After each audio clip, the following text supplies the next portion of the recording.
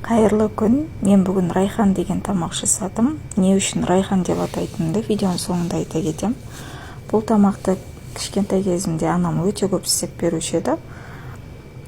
Алдымен керекті заттарды осылай қызартып қуырып аламыз. Бұл менде ет, картошка, пияз, сәбіз.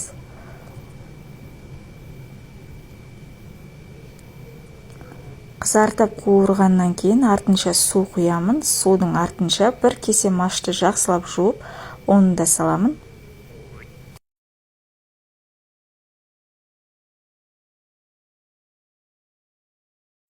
Жақсы дәм беру үшін түрлі приправа, чеснок и лавровый лист салдым. Маш пісіп, жақсылап езіліп піскеннен кейін бір пиала күрішті жуып саламын. Мына видеода түсіруді ұмытып кеткен.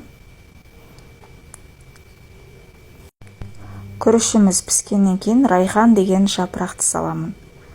Мен сол үшін бұл тамақты райхан деп атаймын. Райхан бұл асқа өте керемет дәм береді. Астарыңыз дәмді болсын. Ал сіздер бұл тамақты қалай атайсыздар, комментарияға жаза кетіңіздер.